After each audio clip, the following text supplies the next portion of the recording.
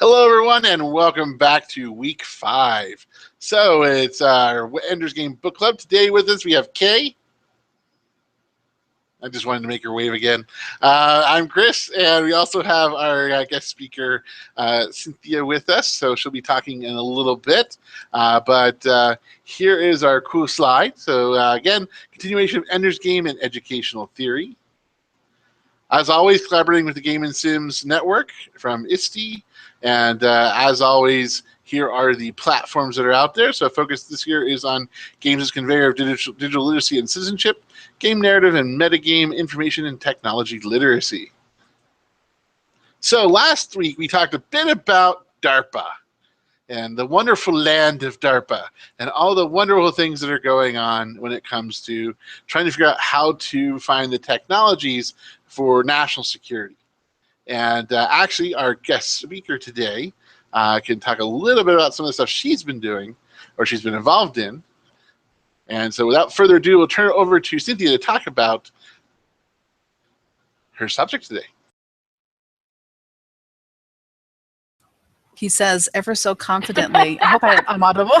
No, you are audible. And I can tell you, we didn't talk about DARPA last week. We actually talked about DARPA more week 1 and week 2. And for Ender Game, it was really more about, when we talked about it, it was more about, well, what's the closest thing we have to what we're seeing in Ender's Game. And so you being a winner of a DARPA competition, we are so happy to have you here. So we just looked a little bit at the website, and one of DARPA's, newest their brain project where they want to zap people's brains to make them remember things better. So we just mentioned that a little. Oh, yeah. And it really was because Ender had the monitor in his head, and we were like, what is like this? And we found this, and we went, oh. And, of course, we read about it, and we discussed it on Reddit. And then what we did was going, or you could just make education more engaging and learners would remember it better. Maybe you don't have to give them shock therapy to the brain. Well, let's see. Am I sharing my screen? Let me see if I... how do I refresh my memory? I'm on too many technologies. Oh, okay, no problem. Okay, so go over to the left-hand side of the Google Hangout and do your mouse over there. And the second thing down should be a green screen that says Screen Share.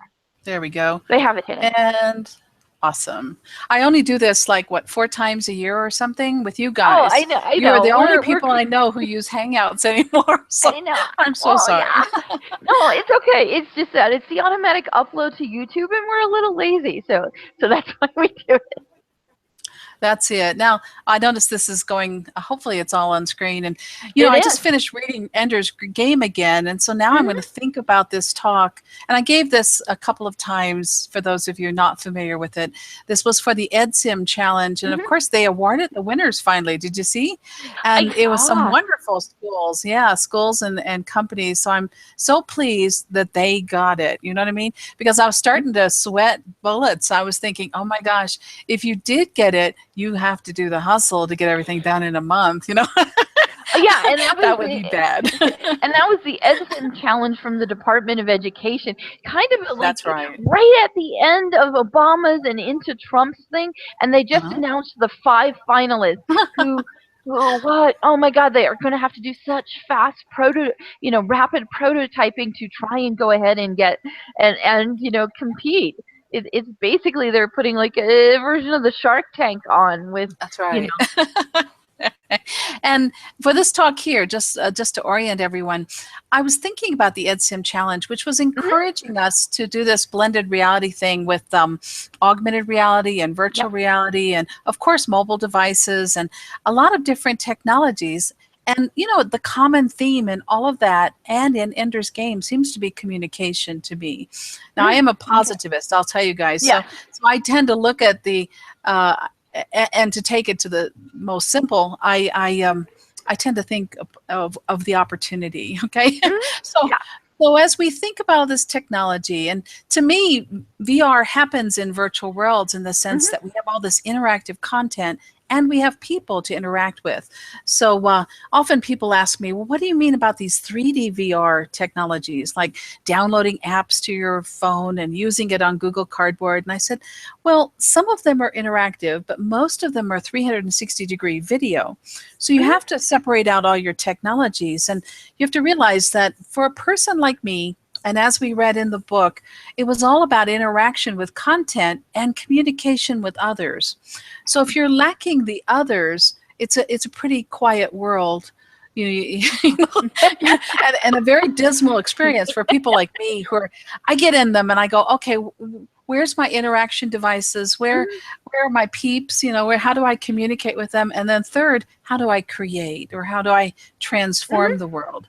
So I just want everyone to keep that in mind. And of course, this is a scene. I don't know if you guys were there for it, but we did this little photo and machinima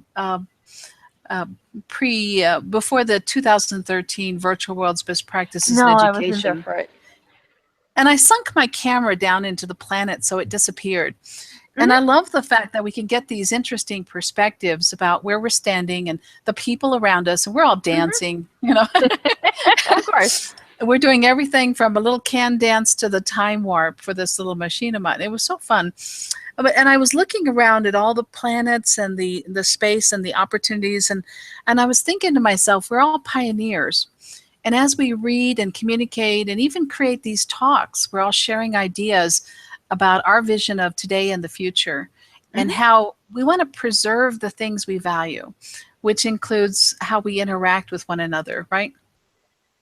I know I need to move along, right?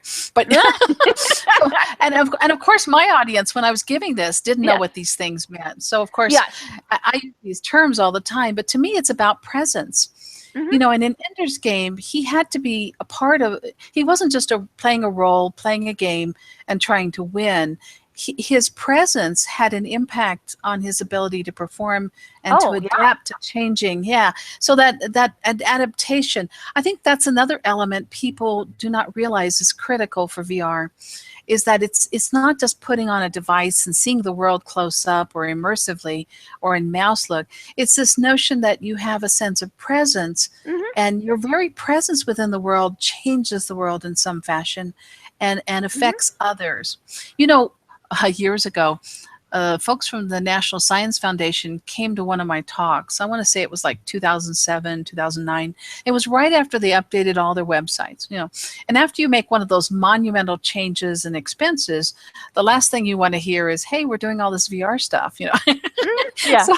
So the guy who was in charge of it was at this it was an EDUCAUSE seminar in academic computing, I think, or it might have been the New Media Consortium summer conference. But in any event, came up to me and says, well, why would I ever need these kinds of technologies when I have all these cool websites? And of course, a lady from Princeton overheard him and stopped and said, well, it's not about the content or the website.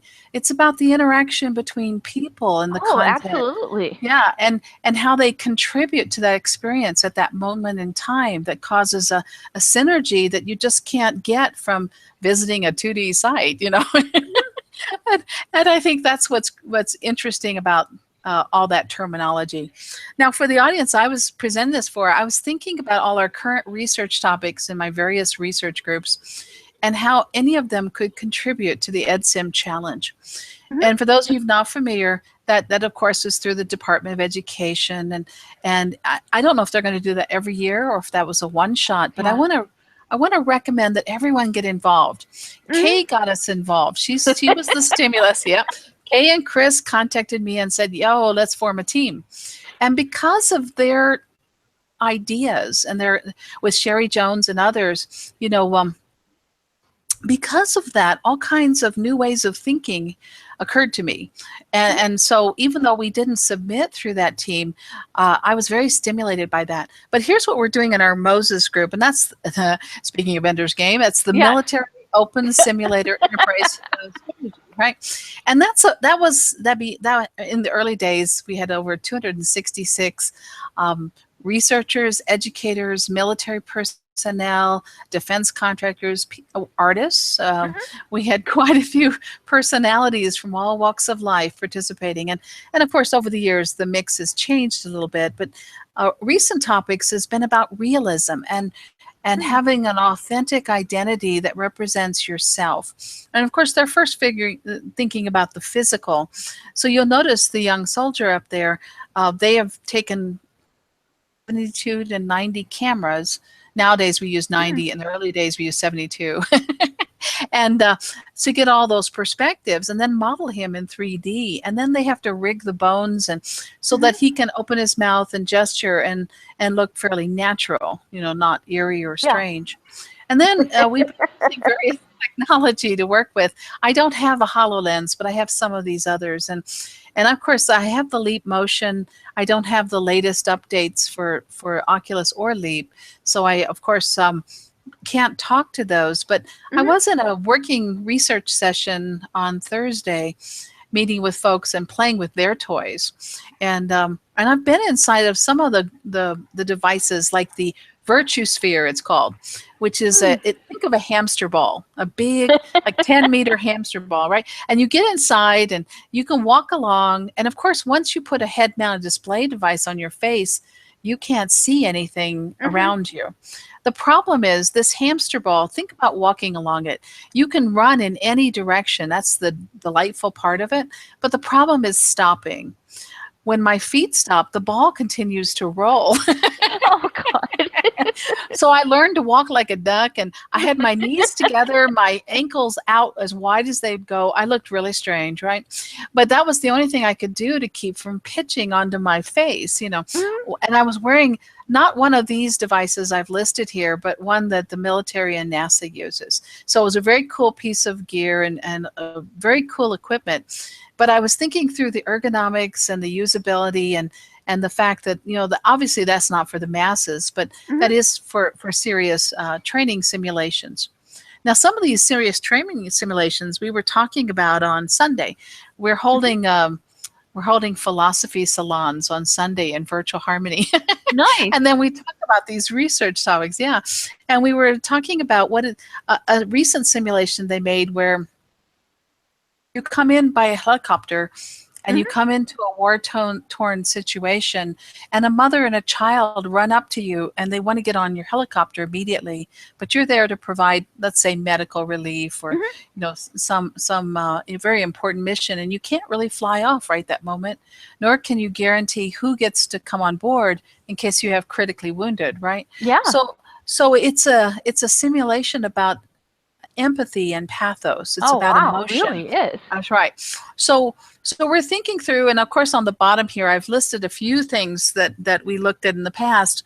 And of course, at your university, you look often at serious issues like cyberbullying, violence against women, and other topics. And so we're seeing quite a few 3D VR themes coming out of that as well. But here's another look at photogrammetry, and that's Doug Maxwell, who recently resigned from his position and from the Moses Project. So Barbara Truman, as community manager, is now lead of the project. So anyway, and we've modeled him there. So he's wearing those clothes forever, right? And I was gonna do so. Like I'm just gonna show the difference. Like this is my avatar.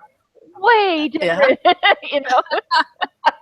Absolutely. Yeah, I see ya. Nothing looking. Well, my hair sometimes gets like that. Okay. I mean, you're not that white, your skin? Well, I'm close. Okay, but I'm close. Oh, I aspire to that hair, but not the kind of realism that you're showing us here. And you can see where the cameras are located in the upper left. That's one image of the camera room. And they all take the image at the same time. And of course, the sheets are draped to control light and reflection and that kind of thing. And then, of course, they have to use two software packages to first get the mesh, and then they use a second to rig the bones so that the animations work correctly. Now, Barbara Truman has a model like this too. Her animations don't move exactly like she does, however, but they do move, right? And then I know some of you are going, get back to the games. No, I mean, that's absolutely fascinating, that piece. And I do want to say that we have confirmation Barbara is watching. So Oh, cool. I'd sent out a note. Hey, I should take a look at the feed again and say, yo, hi. yes, exactly. An inside out. I started to say hi, but of course it always wants to advance on me. I'll just say hi. There we go. Now back on track, right? We looked at a bunch of games because, Yep. of course, my passion is games. Mhm. But I'm such a poor gamer these days because I'm working all the time. Because every night we have writing sprints and we do a lot of research and videos, etc. But these are some of the games that were listed as the most popular in January of 2017. Okay, and of course I have a little citation down there, and if you guys want access.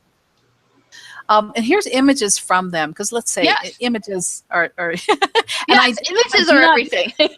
Right. I do not control the rights to these. These belong to the manufacturers. Disclaimer, right? Yep. But Minecraft VR, you will notice, still looks like Minecraft, doesn't it? It does. They don't worry about the 72 dots per Nope. inch. They're just fine with it. And the climb, I was looking at reports from players climbing Mount Everest, and they were saying, oh, you get to the top, and next thing you know, you're looking down, and you get that emotional response to what it would be like to feel like you're about to fall. And of course, some of us don't like that feeling, right? Now, if you're sitting in your living room, in your study, in your computer room, wherever you are, and you're not falling, that's okay, right? Yeah. But most of us, some of you, when I was doing my VR research in 95 to 97, my second simulation that everyone wanted to do was get in the dryer and spin around. That old dream of, I want to get in the dryer and spin around. And of course, I wouldn't let them start there because I wanted them to tune their inner ear and to get over any motion sickness, feel grounded, feel like they're the person holding the steering wheel when you're driving, right? So I started them out at an arcade shooting ducks. And I know you guys are thinking, oh, that's so violent. Well, these are real obnoxious ducks, okay? They're not real ducks. They're play ducks that are making a terrible quacking sound, and you want them dead after about a minute, And so, but the nice thing about it is you're looking down the barrel of the gun, and so you only move 4 dimensions instead of 6, so you have control. And you have a focal point, and it's similar to a dancer spinning. You can now balance yourself, and that was critical. I learned in my research for people to feel comfortable wearing head-mounted display devices. Now, for the climb, and similar to jumping in my dryer, the good news is you have this tumbling sensation, but without the terrible side effects. And, just this weekend, someone asked me, can you die in VR? And if you fall or something, and I just sort of looked at them and I said, no. And I do want to say, what? I was going to say, the thing of it is, because Chris and I have done some workshops, and when we've been asked, but we've just been like Google Cardboard. And the Samsung, there is this distinctive difference that I have seen between people who game and people who don't game when you put on the VR headset. The difference is that the people who don't game, they're turning their heads all around and stuff like that. But it seems that the people who are gamers, play regularly games, rating or player versus player, it's like they get really focused. The second they get really focused, and they're being very careful. They're being very careful about their moves. That's right. What's interesting? Rogue One had just come out just prior to my talk when I gave this talk, and so I brought People magazine or one of those magazines, maybe it was Time Life, did a little thing on it, and then they had VR glasses inside, some Google Cardboard glasses, and you could download an excerpt from it and play the game, maybe a few minutes of it and do this, that, and the other. So I was so pleased to have all these props for people to use while I was giving the talk. No one wanted to use it. And I had 2 full sessions, standing room only. And I was like, what? And I was starting to think about it later, and I thought, well, maybe they were worried they would look foolish, but we weren't. Yeah. We weren't broadcasting it on screen, so no one would see, right? And the second thing, maybe it's intimidating as a technology. So how we feel about technology is another piece of the puzzle here. And then, of course, I explained what games, because one of my goals was, and obviously to this audience, I'm not explaining these things. Yeah. But what I'm really thinking about here is, as we think about future challenges, and as we think about the problem in education, with engagement and learners, how technology is transforming how people communicate and learn, right? Mm-hmm. And instead of saying, well, no cell phones in the class, or no this or no that, I'm the kind of person who says, how can we use these various technologies Right. to learn better, right? So, and there's so many choices before us. Beyond, my son used to come home from school with little games, and I'd be so excited, and he'd be like, I'm so not going to do this. And I'd be like, why? Yeah. You're a gamer. Yeah.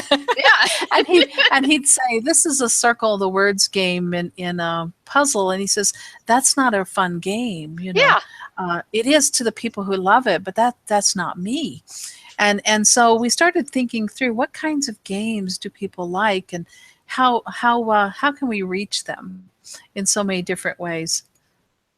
So I talked about Ingress because I talked about pervasive gaming, and how nowadays so much of the technology allows us to use, whether it's Google Earth or geolocations, to weave in and create our own games, as you have done with Click a Clue and other game engines, and to create our own pervasive games that we can also link up with other games. And I'm going to show you one that we do. There's Barbara. Hey, Barbara. Cool. There she is. Hey, and there's Andy.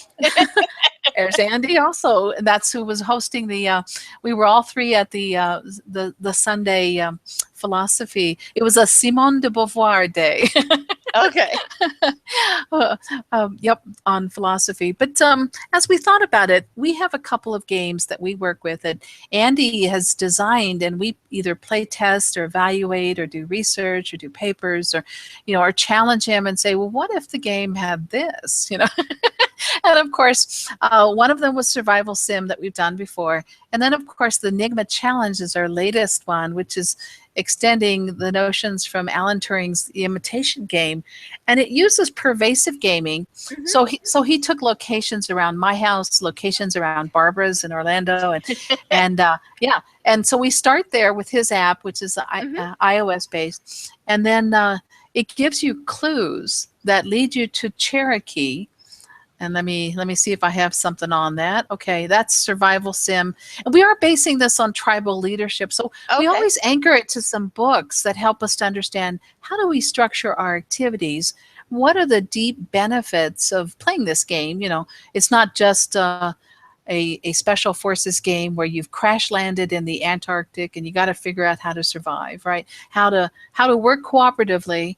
You can't run off with the chocolate bars, You can't, the only food source, or whatever. And I showed a few images from this. I'll get back to the Enigma Challenge in a moment. Okay.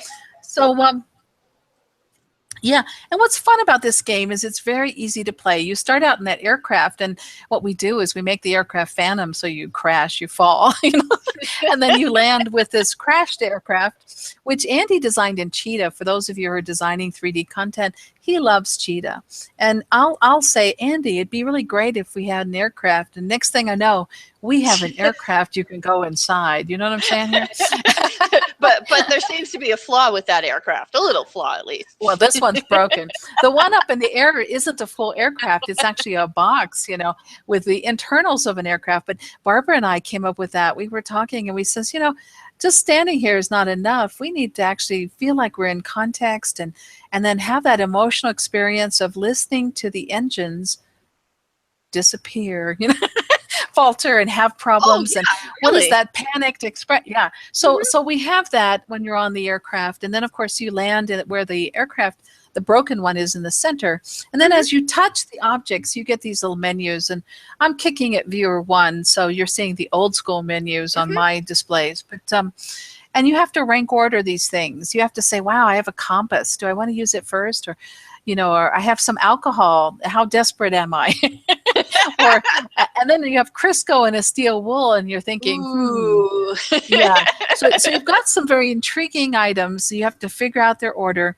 And what's interesting about this game, which I know those of you who design games are going to say no fair, the Special Forces reported that no one wins this game the first time they play.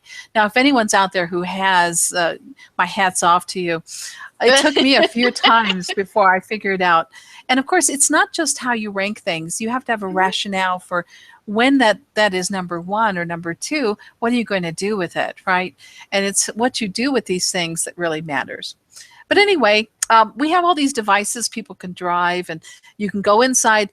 He made this rusted out submarine when we were in Second Life. This is an open sim. And then we said, it's not enough to have one. Why don't we go inside it? So, of course, he hollowed it out and did all the mesh for the insides. And so we're inside. That's our control room. And we do have ways of observing and interacting with content. And that's one of our first groups who went through it, who's helping us to evaluate it through formative testing, which, of course, is when you get feedback from your users on its usability and any of their questions, what they're thinking when they talk aloud while they're performing tasks. So there's the control room in the upper left again. And then we also have workspaces and survey spaces and ways of collecting data in many different ways. And then all that data is feeding a big data analytics engine. So when I was doing the EdSim challenge, I said, how could we extend all these things we've done and then think about how kids, let's say high school, because I think that was the population we were thinking about. I think it was for EdSim. Right. That's right. How could we get folks who are ages 13 through 18 engaged and have ownership of a game and figure out their relationship to the game and to one another, and to develop these roles within it that would help them to have some deep takeaways from it.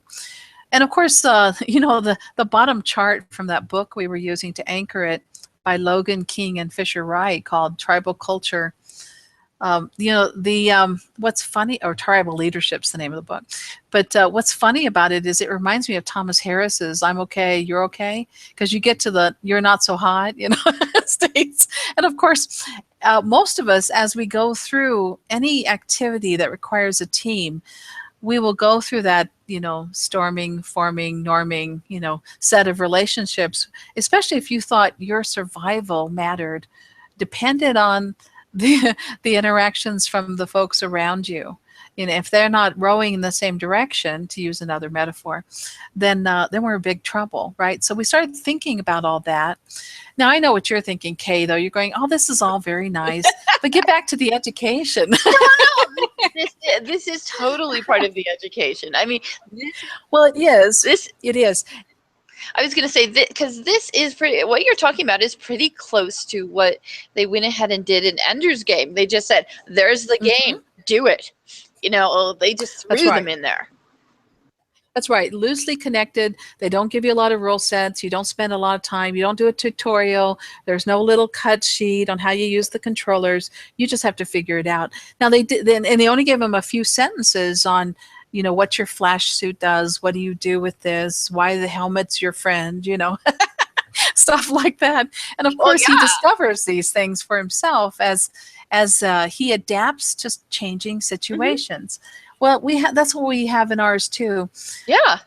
When I worked with Peggy Sheehy as a volunteer mentor for her Ramapo project for the Suffern Middle School, I was looking at how all the kids were interacting and the things they did in their learning activities, and how some of them would mentor one another, some of them would emerge as leaders, others would get so aggravated, they'd get either not frustrated at the technology, but we would put them through experiences that caused emotional reactions. Yeah. And so I see all these parallels.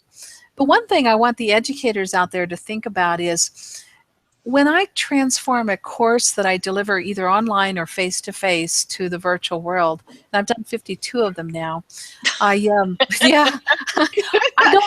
think about covering. I don't think about covering everything. In other words, I'm not picking up the 400-page book and saying we're going cover, right? Instead, I think, well, people can read, right, on their own. So what I need to do is have really cool things for them to do that apply the majority of those concepts, or the critical ones, and help them to build that knowledge, and develop experiences that matter, that will last with them over time, so I'm not going for, and I do a lot of assessment and measurement, don't think I don't, but I care less about the A or the points, and I care more about learning experiences they can share with others 2 years from now. So that's kind of one of my targets. But we're inside the little red module, and of course we have all these ways of seeing how people are playing the game. We can get certificates for both winning and losing, because let's face it, if everyone's losing, you better have a prize, right? Yeah. So we do have one, and it's the crash landing prize. You see it up there in the upper left. Our Antarctic Certified Not Award. And then, of course, the winner award's in the bottom. And then we do collect data on their perceptions as well. So there's lots of different kinds of data being collected, and it isn't an IRB study at Air University. Here's the other one I started to talk about precipitously earlier, and this is the one that uses pervasive gaming with the handheld device. It's the Enigma Challenge. And then you see a little excerpt from the original, from the imitation game up there, but we're now thinking about how the codes lead to Cherokee that lead to decoders, in other words, deciphering the codes that then bring you back into the virtual world, into the game place. So, I threw this one in here because I was talking about holodecks and reusability, and none of the people understood what I was talking about. Either I get folks who've never seen Star Trek, right? or folks who say, well, how could you do that? And I says, we can actually not only do it, but communicate it on a single slide how to do it. And of course I have videos and instructions, but that's okay. Well, I guess I didn't talk anymore about the Enigma Challenge. So let me explain. I think the reason I didn't show all the images from it is because at the time we were about to release something and it hadn't been released, right? But essentially, imagine that scene you see in the yellow, the decoder. Imagine that in Cherokee syllables, which are often about 2 or 3 letters, right? And so 6 to 9 of those syllables would, maybe 3 of them relate to the X coordinate, 3 to the Y coordinate, and 3 to the Z coordinate within a virtual world. And some of them relate to also to the region or location. So it's like a scavenger hunt in that sense. And I'm now working on the story piece. What's that, Chris? I was going to say you gave them some in-world GPS and geocaching. Well, we did. So we created this game structure. We create all these game artifacts, and we have all this engagement. And then we have a little bit of a story behind it. And Andy said, well, Cynthia, you should come up with a story. And you have to realize we're expecting everyone to do a little cyber ops, a little decoding, a little pervasive gaming where you go out and discover the pieces, if you will. And then we have the decoder that converts everything for them, but they have to use it. So they have to look everything up. And the reason we're using Cherokee is because it's a written and spoken language that you can work with easily. So, and it also ties us back to our roots. You notice we're using a lot of tribal themes because we are thinking about how people, work cooperatively and collaborate. Well, I'd ask Barbara if she had anything to contribute to that, and she probably does. So let me take a quick peek at the chat, right? Exactly. I'm sure she'll type in the chat here. There you are. Same time, different locations. That's right. We do a lot of work between a variety of locations. So here was the workshop activity. And the reason I ran this, I actually hosted this just as the deadline occurred. So I knew people were going to have a hard time responding. They only had like a week or 2 to respond. But I wanted them to think about all the challenges that are out there, because I started looking, and many of the departments, Department of Energy and other departments, have similar challenges. So I thought, it's not about the money, it's about people working together to reflect on what's needed, to pull their ideas together, to not think, well, I can't do that because I'm not a game designer, or I'm not a app designer, or I'm not the whole list of barriers we have. And instead to think, I could assemble a team of folks who could tackle some of those problems, and then we could commune with others, to figure it out. So that was the challenge, and there's the timeline. And I was talking to my students because I said, wow, that timeline's kind of fast, because when the finalists were announced, it says winter, right? Well, they were announced in May, okay? So, and then of course, demo day is supposed to be, I think, in June or July, I forget. So that's a very short turnaround to realize you've been activated to build this thing now, and you have to assemble all these components, right? And of course, so that was their timeline. Their criteria interests me because it's all these things, but if I was going to think about them and apply them, as I think about Ender's Game, they're all critical. The communication component was the critical piece that I saw throughout it, because often I think about how my students sign up for class and get ready. And this week we're in a new term, right? And they get ready for a new term. And of course, you ask them about their goals. What would you like to learn? And many of them say, man, I'm taking this class because it's required, Yep. and I'm not sure what I want to learn. And so they haven't really thought about the fact that they have ownership of their lives and the joy they can take in the classes they take. Now, I remember back taking science classes I didn't want to take, and then learning all kinds of amazing things from them, right? Mm-hmm. But of course, the communication component is what came to me. So when I ran this talk, I talked about all these different areas, and you'll notice engagement keeps coming up, which is why we thought games and VR and engagement between people. And of course, it requires well, this was talking about the team's commitment, in setting up. So this is about what the entrant, the team entering the challenge was Mm-hmm. going to provide, But and then of course, I spent maybe half of the session involved with let's say there were about 30 to 40 people per session, so about 80 people, talking about what would they like to see if you had to do high school over again, okay? what would your ideal high school experience be like, if you had your dream experience? And see, often people will tell me, well, that's not purposeful because that's not going to happen. And I says, well, have you not noticed that when we write literature and we inspire people to think about these deep and opportunities and Mm-hmm. futures that are not possible today, that's when the magic happens, right? That's when Yeah. we see all kinds of opportunities. I'm sorry, Chris, I've talked the whole time, and I know you had slides. Go right ahead. No, that's fine. No. But please, I'll turn the floor over to you and see what where you would you like to take the talk back into Ender's Game? Yeah, we can go ahead and do that. I'm going to switch it. Oh, okay. Well, while we get the slides back up. So here's the thing that we just wanted to remind everybody, kind of as we closed it. Why did we do Ender's Game? We really did it because we wanted to continue our exploration of what future educational systems might look like. Because quite honestly, I'm a bit depressed about that, and, and here's why. Like my screen that I'm pulling up here.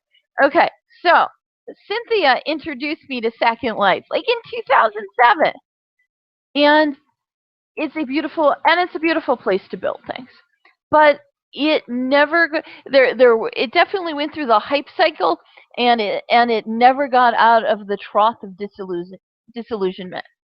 Meaning, why are we dealing with websites when we could have our students pull up avatars and, oh, I don't know, this is the International Space Station that was built here. And instead, if they're online, why shouldn't they come online into a world and, oh, I don't know, maybe fly in one of those rocket ships over there? Exactly what you were saying. What you were doing with your students. Not a lot of people have done that. So one of the reasons we did Ender's Game is to go, hey, people, LMSs and websites aren't the beginning and the end of education. There's a lot more to it. So that's one of the reasons that we looked at it. Well, also the funny thing about Second Life, whenever Second Life hit its heyday for educators is like the big deal that everyone did when Second Life was they just recreated their campus. In Second Life, they built the same buildings, they built the same classrooms, they built everything exactly the same, so their students could come in on their avatars and then go sit in their chairs in the class in a representation of the same classroom they sat in their chairs on a normal day. So it was one of those interesting things with Second Life is they had all these tools out there, but yet the first thing everyone did was recreate the classroom with the students sitting in a theater position and a stage up front and a big PowerPoint slideshow to show media on, and they just recreated their classrooms. But hey, it was in print. No, I was just gonna say we didn't. This is our Dia de los Muertos for our anthropology and Chicano studies. And then we made, and we knew we couldn't spend a lot of time here. So what we did was we made avatars that our students were able to go in and use and actually go and look at this. So I guess what I'm saying is with all this VR that's coming out here, I really hope we can go someplace different. I hope we don't get stuck in that trough of, of disillusionment. and besides, this is a good one for it anyway. This was one of our this is one of our Dia de los Muertos. Oh, that's cute. That's Very cute. nice. Well, Yeah. one of the issues with today's 3D VR is it is delightfully realistic. So you're at the site, that's the good part of it. The negative part of it is you can't change reality. You can't change video. You can only experience it, right? You can look around it. And so what you're doing right now, you're not just walking through all that stuff. If you were the owner of the content or had permissions, you could then transform it. Or when you touch objects, they could respond to your collision, to your behavior. And that's what makes that so powerful. You see my note about Kat Lemieux? You probably didn't. Kat was at the Infinite Metaverse Alliance meeting a week ago Friday. Kat does the International Space Museum, in case you're wondering. So, cool. Especially at OpenSim. That's exactly. So, yeah. So an inside-out version of you. No, maybe it's due to me.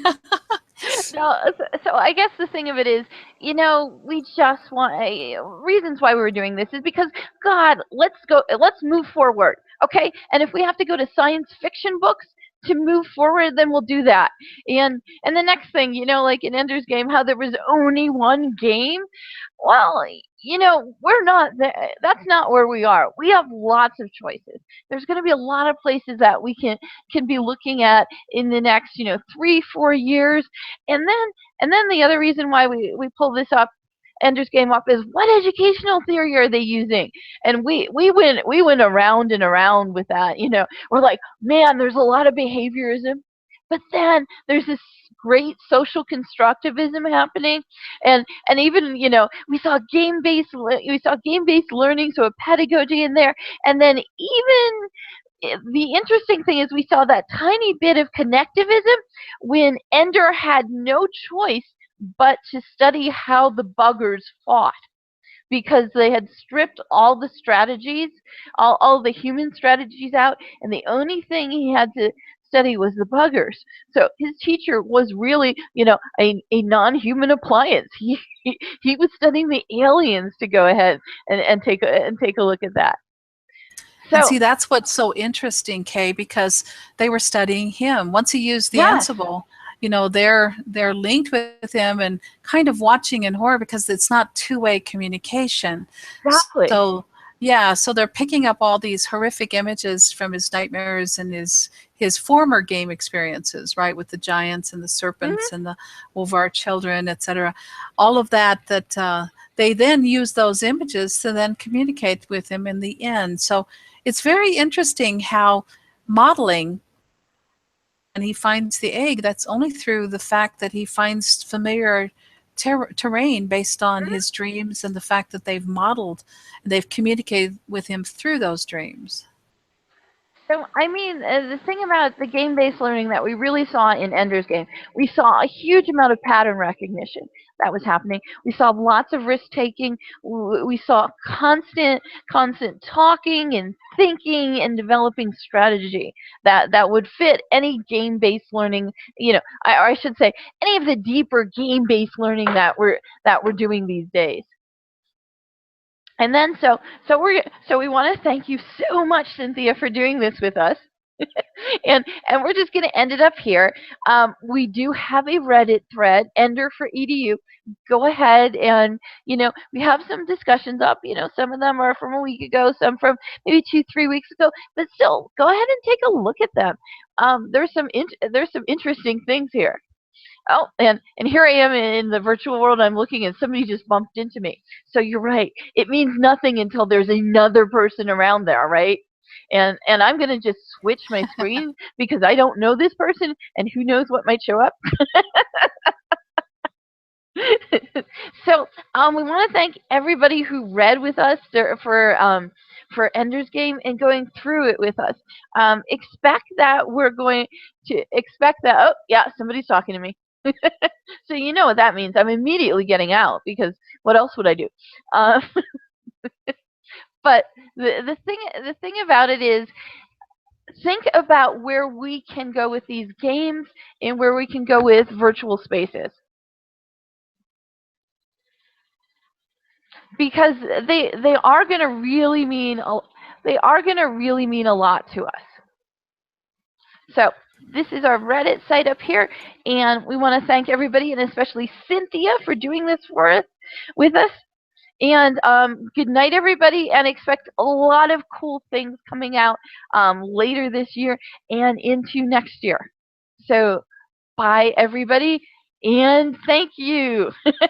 Oh, and thanks for the lovely picture. Do you see that one? Yes, I have it up here now. It's okay, beautiful. great. Thank you. I made it for you guys. That's from the Fantasy Fair, and of course, I was thinking about the book as I went over there. Take care. Thanks so much. Bye, everybody. Bye, everyone.